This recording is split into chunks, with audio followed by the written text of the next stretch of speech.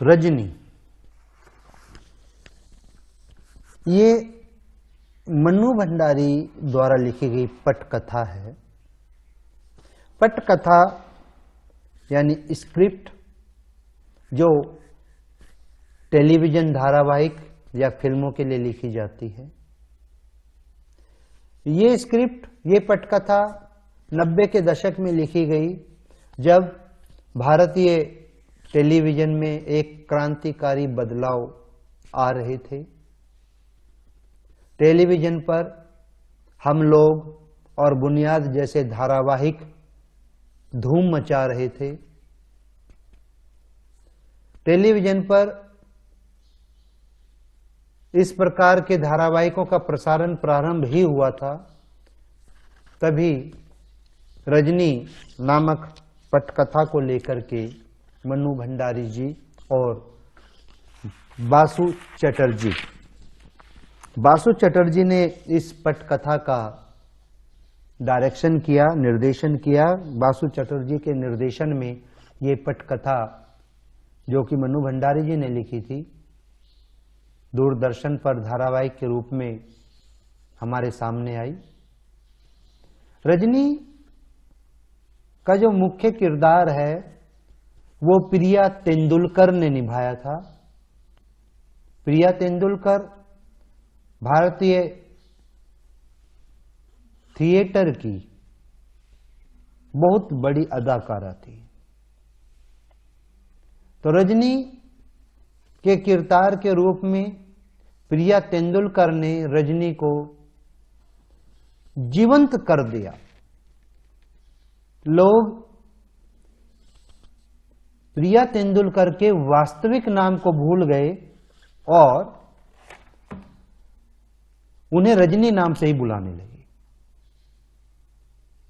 ये धारावाहिक अपने आप में एक ऐसा धारावाहिक था, इसकी जो पटकथा लिखी जाती थी इस प्रकार लिखी जा रही थी कि ये अपने आप में ही कंप्लीट था। संडे के दिन ये धारावाहिक आता था और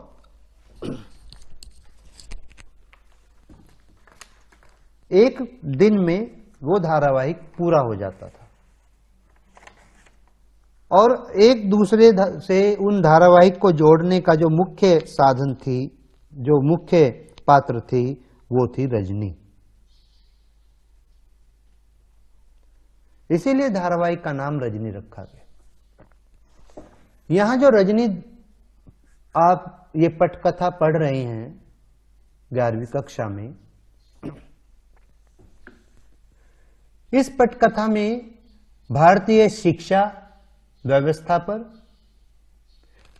विद्यालयों की व्यवस्था पर, अध्यापकों की व्यवस्था पर, अध्यापकों के शोषण पर, विद्यालय प्रबंधन पर और सरकार की नीतियों पर करारा व्यंग किया गया है। ये समस्या है शिक्षा के व्यवसायीकरण की, ये समस्या है बच्चों के भविष्य की, ये समस्या है शिक्षकों के शोषण की। और जैसे जैसे हम इस पटकथा को आगे आगे पढ़ते जाएंगे, वैसे वैसे हमें इस पटकथा में वो सब कुछ नजर आएगा जो आज भी हमारे समाज का हिस्सा है। इस पूरी पटकथा में 7 दृश्य हैं। हालांकि ये पटकथा दृश्यों में बांटी नहीं गई, लेकिन जहां जहां स्थान बदलता है वहां वहां दृश्य है। जैसे पहले पाठ का जो प्रारंभ होता है, मध्यम वर्गीय परिवार के फ्लैट का एक कमरा, एक महिला रसोई में व्यस्त है, घंटी बजती है, बाई दरवाजा खोलती है, रजनी का प्रवेश। ये सिचुएशन थी।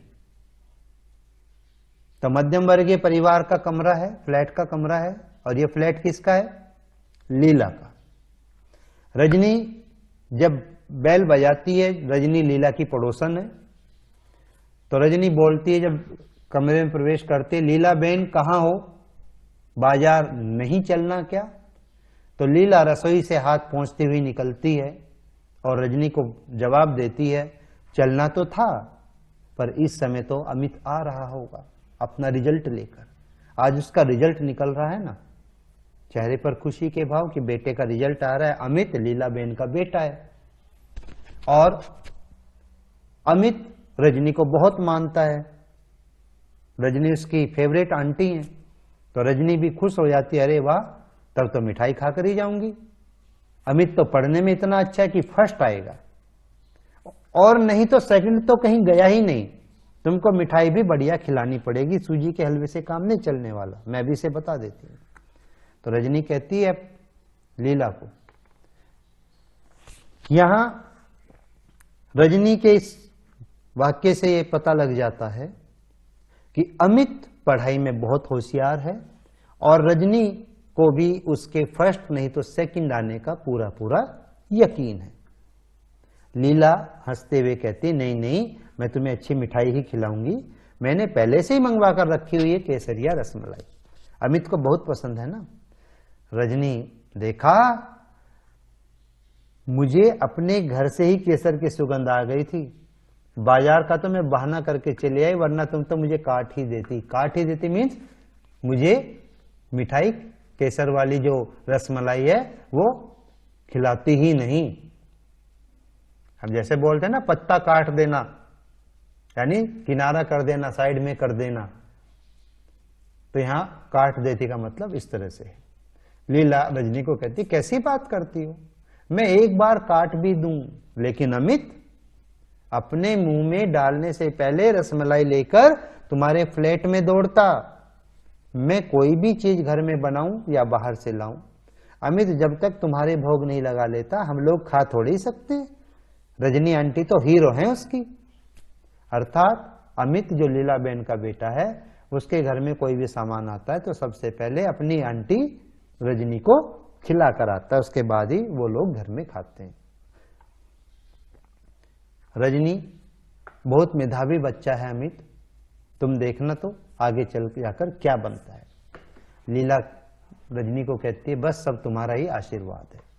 फिर घंटी बजती है, लीला दौड़ते हुए दरवाजा खोलती है, अमित आता है और रोज की तरह भारी बस्ते की जगह एक हल्का सा थैला, यानी रोज भारी भरकम बस्ता लेकर स्कूल जाता था, लेकिन आज क्योंकि उनका रिजल्ट निकल रहा था तो इसलिए हल्का सा थैला लेकर के गया था, थोड़ा बहुत सामान लेके गया था, किताबें वगैरह।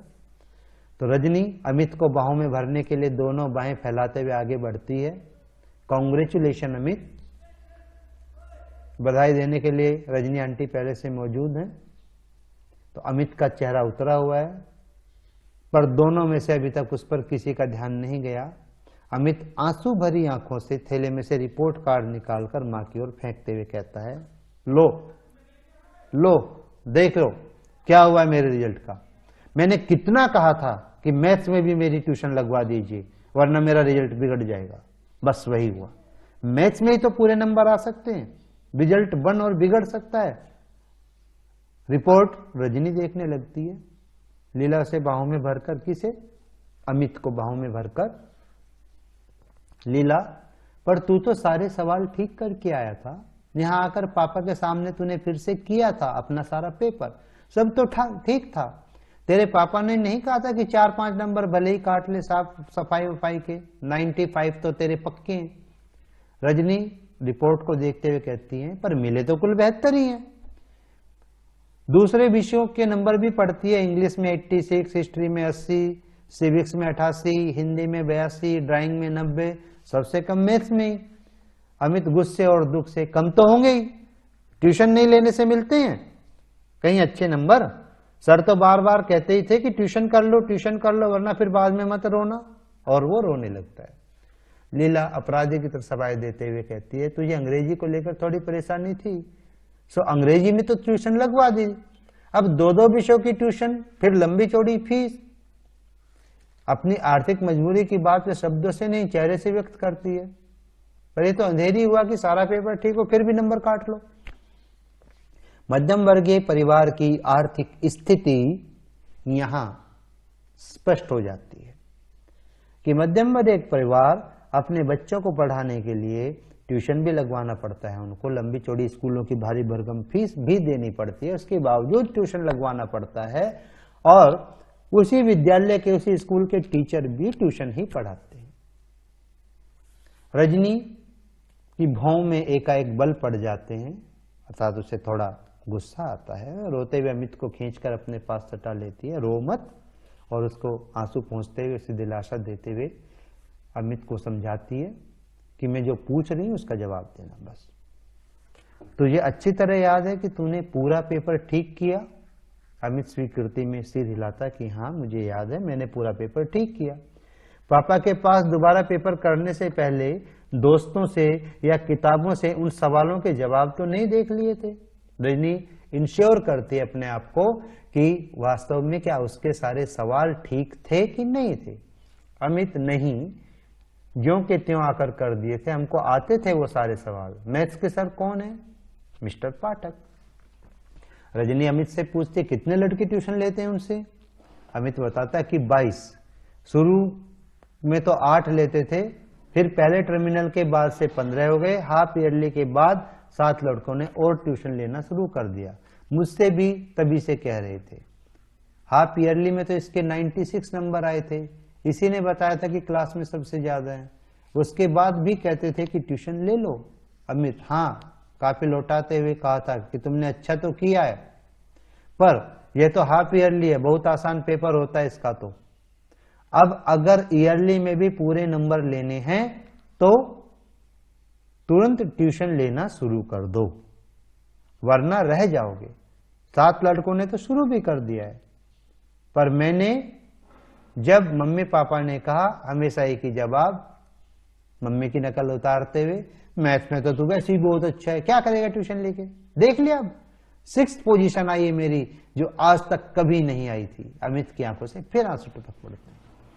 रजनी डांटते हुए अमित को फिर आंसू। जानता नहीं रोने वाले बच्चे रजनी आंटी को बिल्कुल भी पसंद नहीं। मम्मी ने बिल्कुल ठीक ही कहा और ठीक ही किया, जिस विषय में तुम वैसे ही बहुत अच्छे हो उसमें क्यों लोगे ट्यूशन? ट्यूशन तो कमजोर बच्चे लेते हैं। अमित कहता है पाप आप नहीं जानते आंटी, अच्छे बुरे की बात नहीं होती।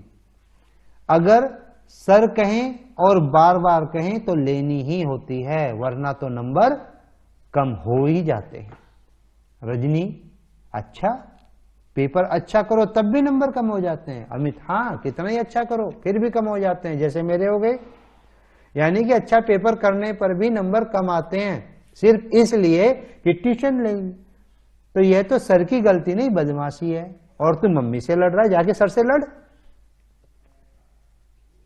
अमित ऐसे सिर हिलाता है जैसे रजनी ने कितनी बेकार की बात कर दी। लीला 2 गिलासों में शिकंजी बनाकर लाती है। अमित लेने के लिए हाथ नहीं बढ़ाता तो रजनी उसे घुड़कती है, अर्थात डांटती है। चलो पियो शिकंजी, देखते नहीं चेहरा कैसे पसीना पसीना हो रहा है। दोनों शिकंजी पीने लगते हैं। इस दौरान रजनी कुछ सोच रही होती है। शिकंजी खत्म करके वो कहती है अमित को, कल आप 9 बजे तैयार रहिए अमित साहब, आपके स्कूल चलना है। अमित डर जाता है, कल से तो छुट्टी है, पर आप अगर स्कूल जाकर कुछ कहेंगी तो सर मुझे बहुत गुस्सा होंगे, वहां मत जाइए प्लीज, वहां बिल्कुल मत जाइए। रजनी को लीला भी कहती है, हाँ रजनी तुम कुछ करोगी कहोगी तो कहीं ऐसा ना अगले साल ज्यादा परेशान करें। अब जब रहना इसी स्कूल में तो उन लोगों से झगड़ा क्यों करें? तो रजनी बात को बीच में काट कर गुस्से, यानी कि वे लोग जो भी जुल्म ज्यादती करें तुम लोग चुपचाप बर्दाश्त करते जाओ। सही बात कहने में भी डर लग रहा है तुझे, तेरी माँ को? अरे जब बच्चे ने सारा पेपर ठीक किया है तो हम कॉपी देखने की मांग तो कर ही सकते हैं, पता तो लगे आखिर तुमने नंबर किस बात के काटे हैं। अमित झुंझला करके कहता है, बता तो दे आंटी।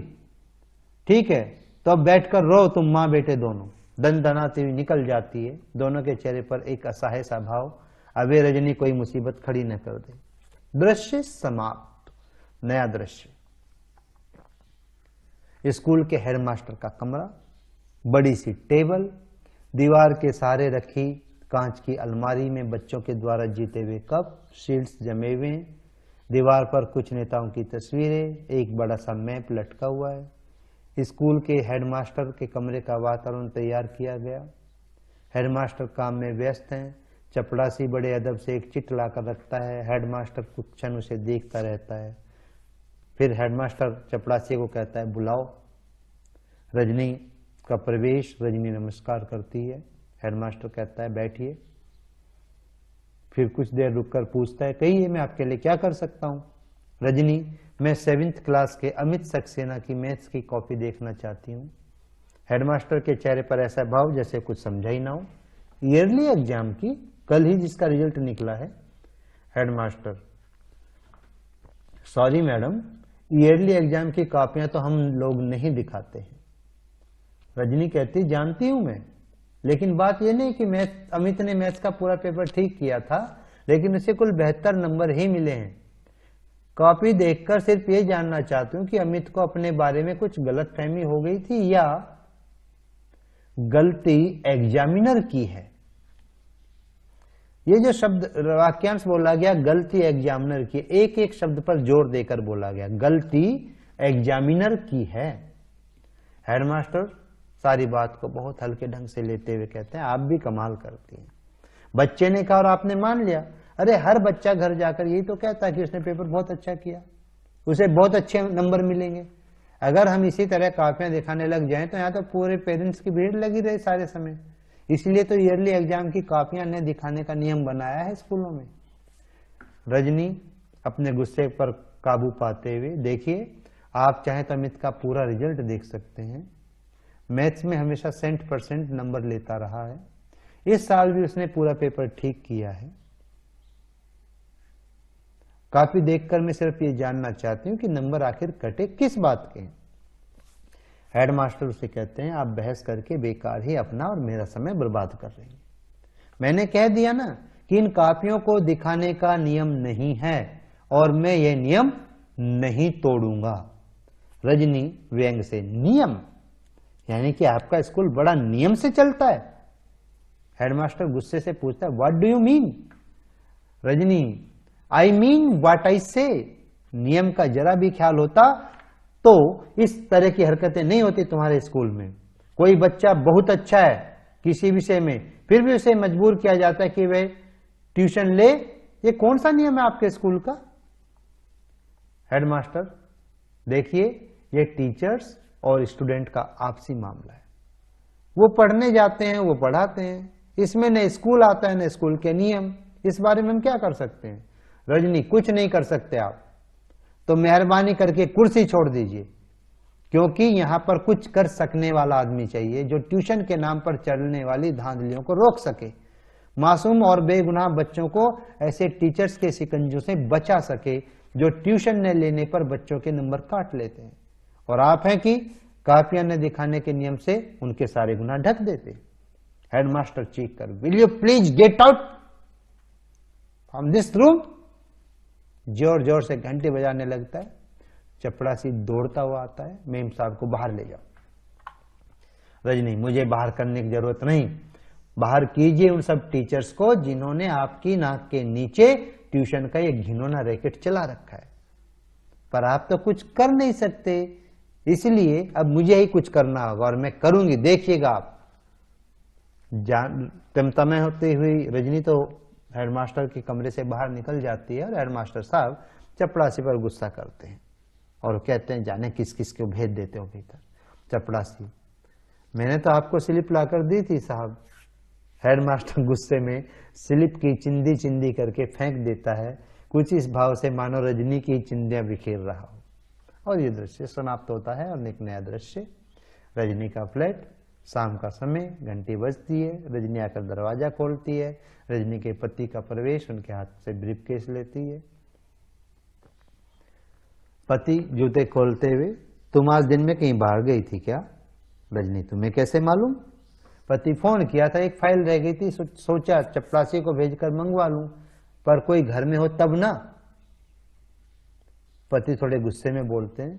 रजनी कहती है, तुम फाइल भूल गए और जिसके बारे में मुझे पता भी नहीं, पर फिर भी उसके लिए मुझे घर में बैठना चाहिए। ये कौन सी बात हुई? पति शांत हो जाता है और पूछता है, अच्छा गई कहाँ थी? एक स्कूल का नाम लेती है। पति स्कूल का नाम दोहराता है, तुम क्या करने गई थी वहां? रजनी पहले बोलती है, पहले चाय ले आऊं फिर बताती हूं। रजनी किचन में चाय बना रही होती है। रजनी को चाय बनाते हुए कैमरा दिखाता है। रजनी कुछ गुनगुना रही होती है, खुश है। फिर बाहर का दृश्य, नाश्ते की प्लेट काफी खाली हो चुकी है, जिससे लगी कि रजनी सारी बात बता चुकी है। रजनी बोलती बंद कर दी हेडमास्टर साहब की, जवाब देते नहीं बना तो चिल्लाने लगे, पर मैं क्या छोड़ने वाली हूं इस बात को? पति, अच्छा मास्टर लोग ट्यूशन करते हैं या धंधा करते हैं, पर तुम्हें अभी बैठे बिठाए इससे क्या परेशानी हो गई? तुम्हारा बेटा तो अभी पढ़ने नहीं जा रहा ना। रजनी एकदम भड़क जाती है और अपने पति को कहती है, मेरा बेटा जाए तभी आवाज उठानी चाहिए, अमित के लिए नहीं उठानी चाहिए। जो इतने बच्चे उनका शिकार हो रहे हैं उनके लिए आवाज नहीं उठानी चाहिए, सब कुछ जानने के बाद भी नहीं उठानी चाहिए। उनके पति पूछते हैं, ठेका लिया तुमने सारी दुनिया का? रजनी, देखो तुम मुझे फिर गुस्सा दिला रहे हो। गलती करने वाला तो है ही गुनाहगार, पर उसे बर्दाश्त करने वाला भी कम गुनहगार नहीं। जैसे लीला बहन और कांति भाई, हजारों माँ बाप, लेकिन सबसे बड़ा गुनाहगार तो वह है जो चारों तरफ अन्याय, अत्याचार और तरह तरह की धांधलियों को देखकर भी चुप बैठा रहता है। जैसे तुम नकल उतारते हुए, हमें क्या करना है, हमने कोई ठेका ले रखा है दुनिया का? गुस्से और हिकारत से माई फुट उठकर भीतर जाने लगती है। जाते जाते मुड़कर अपने पति को कहती है, तुम जैसे लोगों के कारण ही तो इस देश में कुछ नहीं होता है, हो भी नहीं सकता, और भीतर चली जाती है। पति बेचारा हताश होकर के दोनों हाथों से अपना माथा थाम कर चढ़ा दिया सूली पर। एक नया दृश्य, डायरेक्टर ऑफ एजुकेशन का ऑफिस। कमरे के बाहर उसके नाम और पद की तख्ती लगी है, यानी नेम प्लेट लगी हुई है कमरे के बाहर। साथ ही मिलने का समय भी लिखा है। एक स्टूल पर चपड़ासी बैठा है। सामने की बेंच पर रजनी और 3-4 लोग और बैठे हैं जो इंतजार कर रहे हैं। रजनी के चेहरे से बेचैनी टपक रही है, बार बार घड़ी देखती है। मिलने का समय समाप्त होता जा रहा है, इसलिए बेचैन है कि फिर समय समाप्त हो जाएगा तो मिल नहीं पाएंगे। रजनी चपड़ासी से पूछती है, कितनी देर और बैठना होगा? चपड़ासी, हम क्या बोलेगा, जब साहब घंटी मारेगा बुलाएगा तभी तो ले जाएगा, बहुत बिजी रहता है ना साहब। रजनी अपने में ही गुनगुनाते हैं, ये लोग तो मिलने का समय है, न जाने कितने बिजी बनकर बैठ जाते हैं। रजनी फिर घड़ी देखती है, चपड़ासी घड़ी देखता है, नजर घुमाने लगता है। बाहर एक आदमी आता है, अपने नाम की स्लिप के नीचे 5 रुपए का एक नोट रख देता है और चपड़ासी का कंधा थपथपाता है। चपड़ासी हंसकर भीतर जाता है, लौटकर उस आदमी को तुरंत अपने साथ ले जाता है। रजनी के चेहरे पर तनाव का भाव, घूरकर चपड़ासी को देखती है। थोड़ी देर में आदमी बाहर निकलता है। रजनी उठकर दनदनाती हुई भीतर जाती है। चपड़ासी, अरे अरे अरे किधर को जाता, अभी घंटी बजा क्या? रजनी, घंटी तो मिलने का समय खत्म होने तक नहीं बजेगी, और वो भीतर चले जाती है। चपड़ासी, अरे कैसी औरत है, सुनती ही नहीं। 2-3 लोग जो बैठे हैं वो भी हंसने लगते हैं। डायरेक्टर कुर्सी की पीठ से टिक कर सिगरेट पी रहा है। रजनी को देखकर अचानक आश्चर्य से, आपको स्लिप भेजकर भीतर आना चाहिए ने। रजनी मुस्कुराकर, स्लिप तो घंटे भर से आपके चपड़ासी की जेब में पड़ी है और शायद 2-4 दिन चक्कर लगवाने तक पड़ी ही रहेगी। निर्देशक उससे पूछता है, क्या कह रही हैं आप? रजनी, तो क्या ये सीधी साफ सी बात भी मुझको ही समझानी होगी आपको? खैर छोड़िए इस बात को, इस समय आपके पास दूसरे ही काम से आई हूं। निर्देशक उनसे पूछता है, कहिए। देखिए, मैं स्कूलों, विशेषकर प्राइवेट स्कूलों और बोर्ड के आपसी रिलेशंस के बारे में कुछ जानकारी इकट्ठा कर रही हूं। निदेशक उससे पूछता है, कोई रिसर्च प्रोजेक्ट है क्या? Very interesting subject. बस कुछ ऐसा ही समझ लीजिए। कहिए, आप क्या जानना चाहती हैं? रजनी उनसे पूछते, जिन प्राइवेट स्कूलों को आप रिकॉग्नाइज कर लेते हैं उन्हें बोर्ड शायद 90% ग्रांट देता है। निदेशक गर्व से, जी हाँ देता है। बोर्ड का काम ही यह है कि शिक्षा के प्रचार प्रसार में जितना भी हो सके सहयोग करें। It's our duty madam. Rajni, अब इतनी बड़ी ऐड देते हैं तो आपका कोई कंट्रोल भी रहता होगा स्कूलों पर? निदेशक ऑफ कोर्स, बोर्ड के बहुत से ऐसे नियम हैं जो स्कूलों को मानने होते हैं। स्कूल मानते हैं, सिलेबस बोर्ड बनाता है, फाइनल ईयर के एग्जाम्स बोर्ड कंडक्ट करता है। स्कूलों, रजनी इस निदेशक के चेहरे पर नजरें गड़ाकर पूछती है, स्कूलों में आजकल प्राइवेट ट्यूशंस का जो सिलसिला चला हुआ है, ट्यूशंस क्या बच्चों को लूटने का धंधा चला हुआ है, उसके बारे में आपका बोर्ड क्या करता है? निदेशक अत्यंत सहज भाव से, इसमें धंधे की क्या बात है? जब किसी का बच्चा कमजोर होता है तभी उसके माँ बाप ट्यूशन लगवाते हैं। अगर लगे कि कोई टीचर लूट रहा है तो उस टीचर से न ले ट्यूशन, किसी और के पास चले जाएं। ये कोई मजबूरी तो है नहीं। बच्चा कमजोर नहीं, होशियार है, बहुत होशियार, उसके बावजूद उसका टीचर लगातार उसे कोसता रहता है कि वह ट्यूशन ले, वह ट्यूशन ले, वरना पछताएगा। लेकिन बच्चे के माँ बाप को जरूरी नहीं लगता कि, और वे ट्यूशन नहीं लगवाते। जानते हैं क्या हुआ? मैथ्स का पूरा पेपर ठीक करने के बावजूद उसे कुल 72 नंबर मिलते हैं। जानते हैं क्यों? क्योंकि उसने टीचर के बार बार कहने पर भी ट्यूशन नहीं ली। निदेशक वेरी सैड, हेडमास्टर को एक्शन लेना चाहिए ऐसे टीचर के खिलाफ। रजनी क्या खूब, क्या कहते हैं कि हेडमास्टर को एक्शन लेना चाहिए? हेडमास्टर कहते हैं कि मैं कुछ नहीं कर सकता। तब करेगा कौन? मैं पूछती हूं कि ट्यूशन के नाम पर चलने वाले इस घिनौने रैकेट को तोड़ने के लिए दखलंदाजी नहीं करनी चाहिए आपको, आपके बोर्ड को। निदेशक क्या कहता है, लेकिन हमारे पास तो आज तक किसी पेरेंट्स से इस तरह की कोई शिकायत नहीं आई। यानी कि शिकायत आने पर भी इस बारे में कुछ सोच सकते हैं। वैसे शिक्षा के नाम पर दिन दिहाड़े चलने वाली इस दुकानदारी की आपके बोर्ड ऑफ एजुकेशन को कोई जानकारी ही नहीं, कोई चिंता ही नहीं। निदेशक कैसी बात करते हैं, इतने इंपॉर्टेंट मैटर्स रहते हैं हम लोगों के पास। अभी पिछले 6 महीने से तो नई शिक्षा प्रणाली को लेकर ही कितने सेमिनार्स ऑर्गेनाइज किए हमने। रजनी व्यंग से, ओह इंपॉर्टेंट मैटर्स, नई शिक्षा प्रणाली।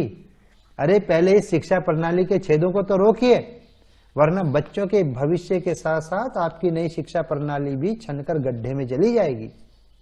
निदेशक थोड़ा गुस्सा होते कहते हैं, आप ही पहली महिला हैं और हो सकता है कि आखिरी भी हूं जो इस तरह की शिकायत लेकर आई है। रजनी कहती है, ठीक है, तो फिर आपके पास शिकायत का ढेर ही लगवा कर रहूंगी, और झटके से बाहर निकल जाती है। निदेशक उसे बाहर जाते हुए देखता है और अपने कंधे उचका देता है। अब मोन्टाज में कुछ दृश्य दिखाए जाते हैं। रजनी फोन कर रही है, मेज पर कुछ पत्र रखे हैं, रजनी एक रजिस्टर में नाम पते उतार रही है। साथ में 1-2 महिलाएं और भी हैं। फिर एक के बाद एक 3-4 घरों में माँ बाप से मिल रही हैं, उन्हें समझा रही है। साथ में लीला बहन और 3-4 महिलाएं और भी हैं। मोन्टाज का दृश्य समाप्त होता है। नया दृश्य, किसी अखबार का दफ्तर, कमरे में संपादक बैठे हैं, साथ में 3-4 स्त्रियों के साथ रजनी बैठी है। संपादक और रजनी आपस में बात करते हुए संपादक पूछता है, आपने तो इसे बाकायदे एक आंदोलन का रूप ही दे दिया, बहुत अच्छा किया। इसके बिना यहाँ चीजें बदलती भी तो नहीं है। शिक्षा के क्षेत्र में फैली इस दुकानदारी को तो बंद होना ही चाहिए। रजनी जोश में, आप भी महसूस करते हैं ना ऐसा? तो फिर साथ दीजिए हमारा। अखबार यदि किसी इश्यू को उठा ले और लगातार उस पर चोट करता रहे तो फिर वह थोड़े से लोगों की बात नहीं रह जाती, सबकी बन जाती है। आंख मूंद कर नहीं सह सकता फिर कोई उससे। आप सोचिए जरा, अगर इसके खिलाफ कोई नियम बनता है तो कितने पेरेंट्स को राहत मिलेगी, कितने बच्चों का भविष्य सुधर जाएगा, उन्हें अपनी मेहनत का फल मिलेगा, माँ बाप के पैसे का नहीं। शिक्षा के नाम पर बचपन से ही उसके दिमाग में यह तो नहीं भरेगा कि पैसा ही सब कुछ है। वे संपादक, बस बस मैं समझ गया आपकी सारी तकलीफ, आपका सारा गुस्सा। तो फिर दीजिए हमारा साथ, उठाइए इस इशू को, लगातार लिखिए और धुआंधार लिखिए। संपादक, इसमें आप अखबार वालों को अपने साथ ही पाएंगी। अमित के उदाहरण से आपकी सारी बात मैंने नोट कर ली है। एक अच्छा सा राइटअप तैयार करके पीटीआई के द्वारा मैं एक साथ फ्लैश करवाता हूं। रजनी खुश होते हुए, एक काम और कीजिए, 25 तारीख को हम लोग पेरेंट्स की एक मीटिंग कर रहे हैं, राइटअप के साथ इसकी सूचना भी दे दीजिए तो सब लोगों तक खबर पहुंच जाएगी। व्यक्तिगत तौर पर तो मुश्किल से 100-125 लोगों तक ही संपर्क कर पाएंगे। वे भी रात दिन भाग दौड़ करके। जरा सा रुक के अधिक से अधिक लोगों के आने के आग्रह के साथ सूचना दीजिए। संपादक कहते हैं दी, और हंस पड़ते हैं। नया दृश्य, मीटिंग हो रही है, रजनी बोलती है। यहां ब्रैकेट में देखिए, पहली पंक्ति में रजनी के पति भी बैठे हुए हैं। इस पर गौर कीजिएगा, रजनी के पति भी बैठे हुए हैं और रजनी आकर के संबोधन करती है बहनों और भाइयों, यानी रजनी का पति भी वहां उपस्थित है और वो रजनी का एक तरह से भाई बन जाता है, क्योंकि वो बहनों और भाइयों संबोधन करती है। लेकिन यहां दूसरी तरफ भी है इशारा, थोड़ा सा हंसी मजाक दिखाने के लिए। इतनी बड़ी संख्या में आपकी उपस्थिति और जोश बता रहा है कि अब हमारी मंजिल दूर नहीं। इन 2 महीनों में लोगों से मिलने पर इस समस्या के कई पहलू हमारे सामने आए हैं। कुछ अभी आप लोगों ने भी यहां सुने। ये भी सामने आया कि बहुत से बच्चों के लिए ट्यूशन जरूरी भी है। माएं इस लायक नहीं होती कि अपने बच्चों को पढ़ा सकें।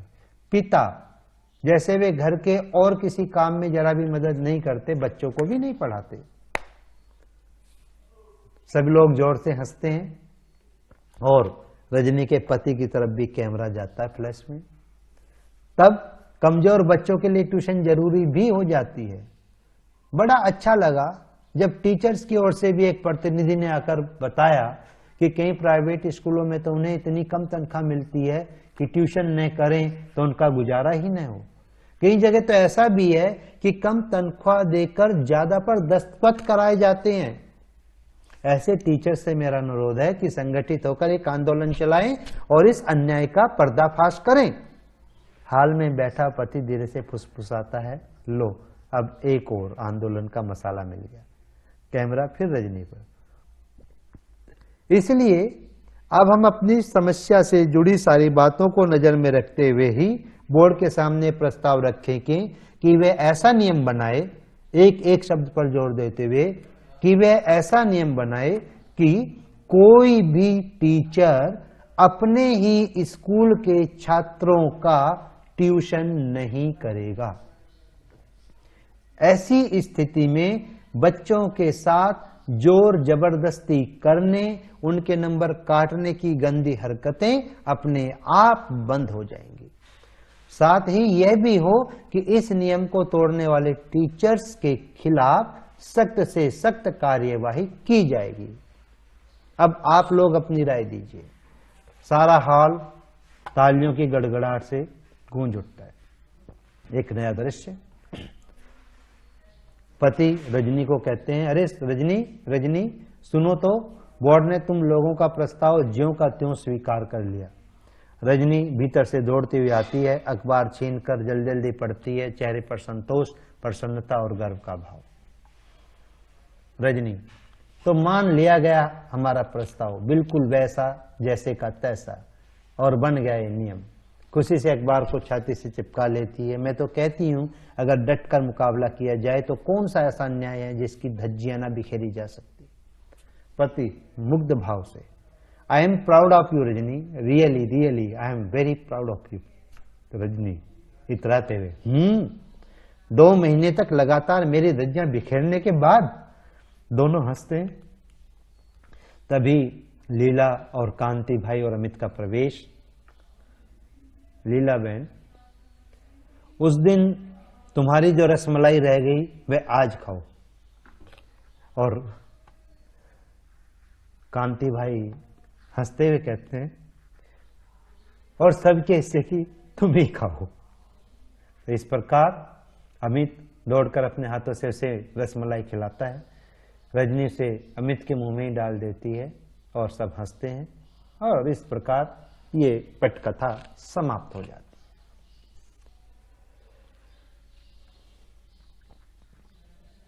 इसके अभ्यास के जो प्रश्न हैं